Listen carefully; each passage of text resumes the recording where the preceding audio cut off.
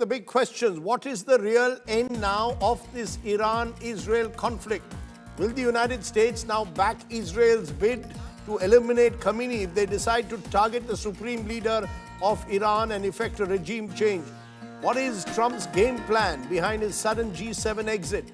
Is a full-scale war imminent in West Asia, as many analysts are fearing? I'm joined by special guests now. Glenn Carl is former CIA officer, joins me from Boston. Khalid Baral is former director, Israel National Security Council, joins me from Tel Aviv. Zamir Abbas Jafri is professor at the Al Mustafa International University in Qom in Iran. I appreciate all my guests joining me at this moment. I want to come to you, Zamir Abbas, for a moment, because I know you're in an area where we don't know whether the network will last for a long time. It appears at the moment Iran is running out of time and options. Would I be right in saying that Iran is now under pressure to come to the dialogue table sooner rather than later? Thank you, Rajdeep, for having me on the show. First of all, it's completely Western propaganda, Western copy-paste media narrative which is being pushed. What had happened last night in Haifa was unbelievable. The claim that Israel had that it is invincible, it was broken. All the international media channels were forced to stop reporting live what had happened in Haifa. So Iran has completely hit at very important positions inside Israel, whether it's the headquarters of the military, of the IDF, whether it's the Mossad Center, which it hit yesterday, whether it's the Weizmann Institute, which creates the robotic things for the war. So Iran has completely attacked Israel, and Israel is in no position. 90% of its population is in bunkers. So you're saying that even as I'm playing the visuals of Tehran, even as we are told that Tehran is also suffering bomb after bomb, even as there are reports that more commanders have been eliminated by the Israelis, and Israel could even target Khamenei, the supreme leader. And you're telling me that Iran is winning this war. Rajdeep, when a war starts, when an aggressive country starts a war, which is according to all international laws were illegal, when they attack at 3:40 a.m. and they kill all the commanders of a country, they kill the nuclear scientists. Let me be very clear, these nuclear scientists were sleeping with their families and their children and their wife, and they killed all of them with the entire family. Just one building that was attacked called, the name of that building was Chamran Tower. There were 60 people killed, out of them 15 were children. According to all international law, Article 15 of the United Nations, it is completely illegal for Israel to carry out such a war. I was also very surprised, Rajdeep, for you as such a professional journalist and India Today being a very professional brand, glorifying killing of journalists in Iran. I'm not glorifying anything, but we are at, the fact is we are at war. I just want, your two countries are at war. We're in war, as you know. Glorifying killing of journalists inside. I'm only reporting the facts. The way it was projected. I'm not glorifying it. I'm reporting the facts. No, that was not a fact. The fact was that the journalists were killed. The question as a journalist, it should be asked, was why were the journalists attacked? Why was a media center attacked? And the girl who was sitting there, she was a brave woman. When the bombs were flying all over, she said that this is the voice of truth, and you cannot kill the voice of truth. She went offline. Till the last moment she was standing, and when she came back after 5 minutes, she said this is an attack on freedom of expression, freedom of speech, and those people who want us, the Iranians, the brave people, Iranians, to stop. This will not, whether freedom of speech and expression exists in Iran, I'll come back to you. Will give you enough time, but I want to also hear the other side. No Khalid Baral, former director, Israel National Security Council, joins us. You're in Tel Aviv. You've heard a guest from Iran saying, look, this war perhaps will have no winners because both sides are hitting each other with their missiles. Do you go with that theory that it is wrong? And he suggests, as many do, that Israel is the aggressor this time, not Iran. Israel is the one which has pushed Iran into a situation where they have to retaliate?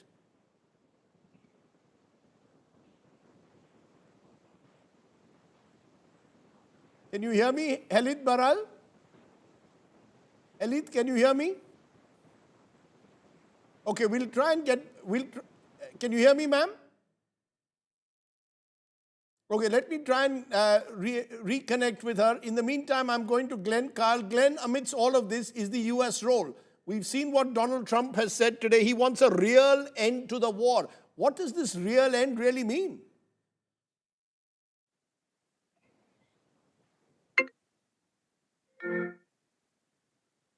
Glenn, can you hear me? I can hear you, yes. Yeah, the US is becoming an increasingly key player at the moment. What the US will do next? Donald Trump saying he doesn't just want a ceasefire, he wants a real end. What does this real end mean? Is the US now itching to get into Iran, maybe target some of their underground nuclear facilities with bunker bombs? Do you believe that's a real possibility?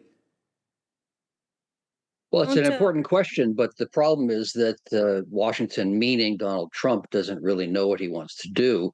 And the advisors that he has, to whom he doesn't really listen, are seriously divided in what they think should be done. So initially, Trump was pushing for this new version of the JPCOA, the nuclear agreement between the US, the West, and Iran to limit their nuclear programs. But now Israel has changed the equation and made possibly more conceivable, and the more would be the complete elimination of Iran's nuclear program. But Trump doesn't know, and he likes to bluster, but he doesn't want to involve the U.S. in a war. And many of his advisors realize that a war in Iran would make Afghanistan and Iraq, or America's experiences in both of those countries, small potatoes compared to what the Iranian long-term prospects would be.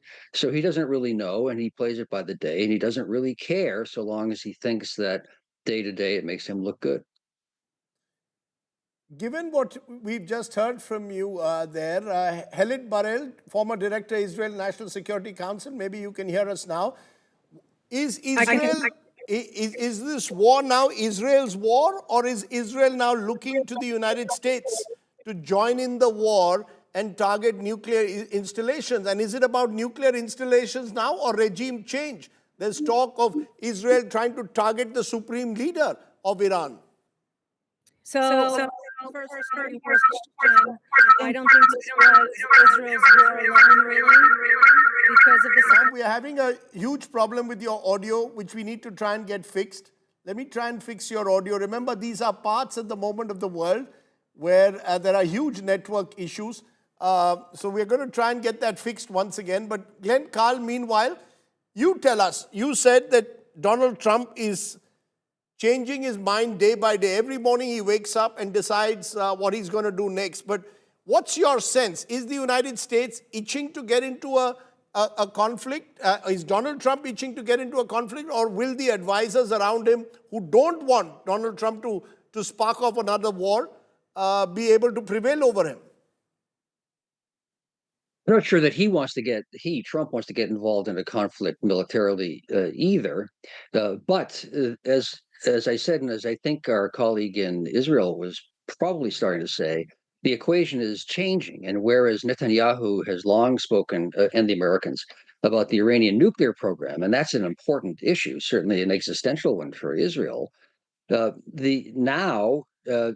have long-term success, strategic success, really implies the change of the Iranian regime. If one doesn't do that, the one has then probably succeeded in blowing up a lot of buildings and killed a lot of people. But if you don't change the nature of the regime, which partially defines itself by its hostility to Israel, Israel, and its desire to have the capability, at least, of nuclear weapons, because states view nuclear weapons as inoculation from a regime change or great power invasion, then if you don't change that, the equation remains fundamentally the same, and Israel will have bought itself medium-term security, but not change the fundamental equation. So now I think regime change may have been, and perhaps should have been, from the beginning the strategic objective of Israel, if it's that coherent, and possibly the United States. Otherwise, we're going But to create chaos at the benefit of but you medium-term know, security for Glenn, Israel. just to push you for a moment before I go to Helit, the fact is, whenever United States has pushed for regime change across the world, it's only caused more chaos. We've seen across the world, from Afghanistan to Absolutely. Libya to Sudan to different parts of the world. United States pushes for regime change. It leads to even more chaos. Well, that's a fundamental point. It's very important that it's easy to break things and it's very, very difficult to build things. You can't change the nature of a society. Sometimes you can change the nature of a regime, but you can never control the permutations of the future. And even the American Revolution slipped out of the control of its own American leaders 250 years ago, and ours was a much more conservative change than most others. So you raise a fundamentally important point that a regime change would be fraught with all sorts of unpredictable Right. possibilities. You know, Helit Barel, we try a third time. Is that what Israel now is gunning for? Forget nuclear installations. It's now about regime change. And that throws up all kinds of dangerous possibilities, including a clear violation of Iran's sovereignty. Well, first of all, I disagree with that completely. To say forget nuclear installations is completely outside the scope of what Israeli interests are. Israel has been saying for years that it will not accept a nuclear threat from Iran. It will not accept a nuclear military capability from Iran. That's what this operation is about.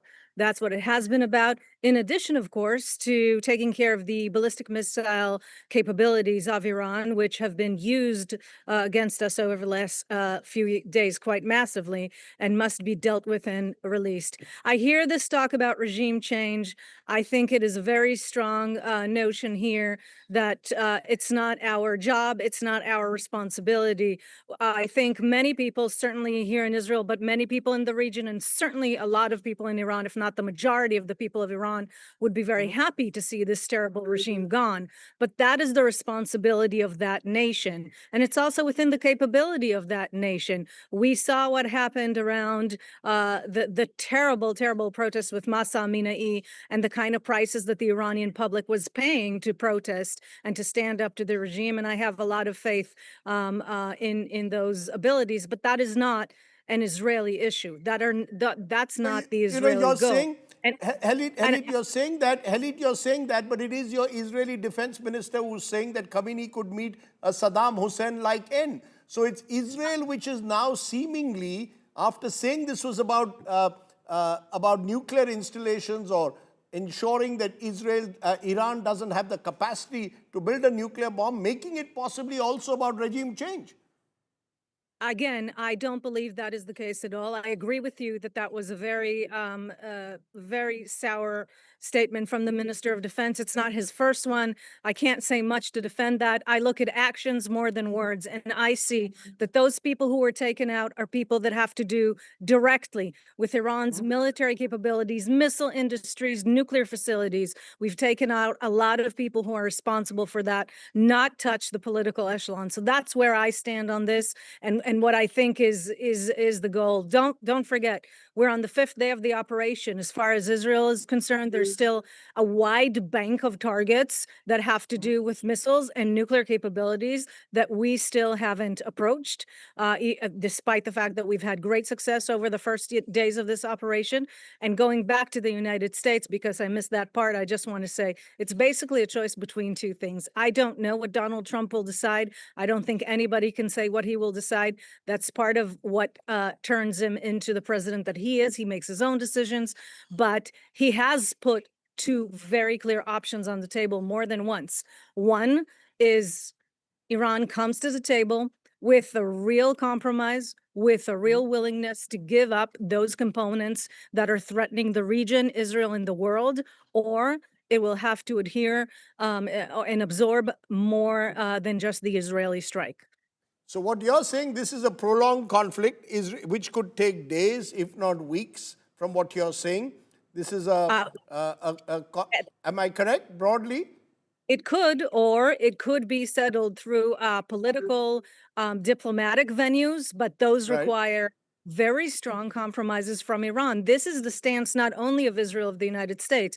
If you look at what happened in the IAEA at the Board of Governors meeting and the decision to start referring Iran to the Security Council, the snapback sanctions that very soon will start rolling into the process, will have to start rolling soon. The stance of those E3 Right. countries, we see that there's a very wide consensus that Iran has overstepped on this issue and that this cannot continue to be the case. It saddens me that Israel once again has to shoulder this burden operationally, but I am heartened by You're, the fact that it is diplomatically and internationally accepted that the reality of a you nuclear. seem to, you seem to suggest it's almost as if Israel is on a moral crusade. Surely killing of civilians, targeting TV stations, moving from one war to another, one day Gaza, one day Iran, one day Lebanon. Is that a moral crusade out here? Is this some I moral don't think. crusade where I think Israel believes it can have the nuclear weapons, but can have a nuclear monopoly in the Middle East, but no one else can have it? Let me put it this way. This is not you're talking about morality and crusades and so on. For us, this is not something to do with any kind of religious issue. I don't like this word crusade. It has nothing to do with national security interests. Israel is defending its national security interests when we learned many times in history, and once again on October 7th, when someone promises us that they are coming to annihilate us, we believe their intentions, and we're not going to allow that someone who orchestrated October 7th, which is Iran, to also hold nuclear weapons and the capabilities to deliver them against our country. You can think that it's a crusade or whatnot. I don't think any other country in that position would stand by and allow it. But what I am saying is, not only this is a very clear Israeli national interest, which is why you're seeing the support that you're seeing. This is a regional interest, and this is the interest of the world. Mind you, Iranian missiles can also reach the continent of Europe. Okay, in a way, Zamir Abbas Jafri, that was the stated Israeli position that we heard very well articulated by my Israeli guest. Your response, is the mood in Iran on the street in any way? I had an Iranian activist who said people in Iran believe enough is enough, that they would also, there is a large section that would also perhaps like a regime change, or do you believe they will now consolidate behind the supreme leader and the clerics? Rajdeep, I'm really surprised the way the questions are presented. It's completely the Western narrative. Let me put some facts in front of you. It'll help you to make better decisions. First of all, when the Friday attack started in the morning, the same day there was Friday prayers, and after Friday prayers, millions of people all across Iran, I was one of them, in Qom, they came out after Friday prayers in support of the government, and they came out against Israel and against the aggression that Israel has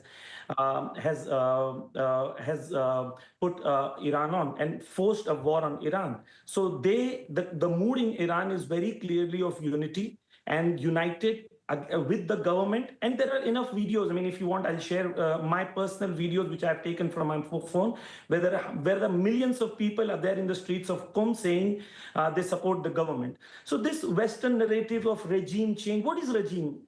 Why are you calling us a state which is official government, which has democracy, which is in the United Nations? Why are you using this word regime?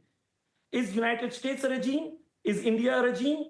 No, why are you using as a regime? Why are we copy-pasting? Since 1979, since 1979, the fact is that you have had a particular form of government. You don't want to use the word regime, that's fine, a particular form of government. It's a government which has been seen to foster proxies, whether it's the Hezbollah, the Houthis in different parts of the Middle East, with the sole aim of targeting Israel. You've also you bombed Israel last year. Missile strikes took place last year from Iran on Israel. The fact is, Iran cannot claim that they come into this debate with hands clean. Neither can Israel, in my view, but neither can Iran. I think this is very easy. You know, when a war starts, you say both of them have problems, and it's a very easy way to get out of it, right? So when Iran attacked Israel, who attacked first was the first question. Iran retaliated both the time. Iran, look, it's a 2,500-year-old civilization. Iran is not a country which was built like 50, 60 years ago. And it is not an occupying country. It's a country which has never attacked anybody like India. Like India in 1979, Iran brought about a revolution. And the people of Iran and India have a lot of similarities. Like Mahatma Gandhi clearly said at that point of time, Palestine belongs to the Palestinians the same way England belongs to the English and France belongs to the French. So the revolution in Iran was a clear message to the Okay. Palestine. And let me tell you the real issue. You're asking what Donald Trump will do, as if they're the masters of the world and the rest of the world are the colonialists. They're there to, to submit and be subservient to to Americans, and they're the masters of the world. Let's get out of this Babu mentality. That Okay, they're I've heard superior. you. Zaid, I'm running out of time. I want quick. I've heard you. You believe that Iran has the right to self-defense, and therefore And it will defend. to suggest that regime change in itself is an assault on national sovereignty. I'll just get into two quick words first from you, Helit, very quickly. It's rare to have voices from Tehran, from Iran and Israel joining us together, but Helit, the fact is Benjamin Netanyahu is also someone who's accused of having blood on his hands, whether it's civilians in Gaza or now civilians in Iran. In the name of self-defense, is Israel responding to one disproportionate response after the other? How would you respond to those who are saying Israel cannot claim that they come into this conflict with clean hands? I think anybody who followed the events in the Middle East over the last 2 years know that the opening shot of this was the despicable massacre of civilians, children, and women in an act planned by Iran, executed by Hamas. When I hear that Israel attacks first in Iran, I want to make sure that we understand that we are talking about the annihilation of Ismail Haniyeh in Tehran, a leader of Hamas, in a precise way that took him out. And so, as a response to him being one of the planners and the executors of the October 7th massacre, I, as an Israeli, am not willing to apologize for any of that. What we saw then were two failed counterattacks by Iran in April and October of missiles, which, if you consider what happened, had basically failed. We saw the collapse of Hezbollah. We saw the collapse of Syria. And what we saw is the proxy network, thankfully, disappearing after decades of targeting Israel through terrorist attacks, through missile attacks, so on and so forth. So again, we can go back and forth like this for a long time. My bottom line remains: Israel will not accept Iran holding a nuclear weapon. You stand there daily preaching for the annihilation of the state of Israel. It shall not stand. Okay, I want to get Glenn Carl, therefore, to get a final word. When you hear these voices from these two countries, is United States abandoning the role of playing any kind of global peacemaker now? Donald Trump simply wants to, in a way, stay out and yet hope to take the credit if there is a ceasefire tomorrow. Well, he's contradictory. I mean, he is more isolationist than any president in 80 years. And at the same time, he clearly wants the United States involved and to shape results internationally. To a large extent, he has aligned U.S. policies or acquiesced with the right wing, the ascendant dominant wing of the Israeli government. But I do have to say that any country that defines itself in part by an intention to destroy an entire other nation, and I'm speaking of Iran, has a lot to account for. And it's hard to blame Israel when it is existentially threatened from taking a step and then characterizing it as an attack that is unfair. That's simply not true. And then the last thing, claiming that the Iranian population massively supports the regime is just delusional. Since what they support is not being killed by the IRGC, which holds all the guns. I mean, that's just, it's insulting. Okay. I've heard three different viewpoints. As I said, it's rare to get voices from Iran and Israel amidst the conflict. I know that all of you are, particularly in the Middle East, in a very tough situation. So I appreciate you joining us and giving us your perspective. Clearly, very, very different perspectives that reflect the nature of this battle, polarized battle taking place there. I appreciate all of you joining me here on the news today. Thank you so much.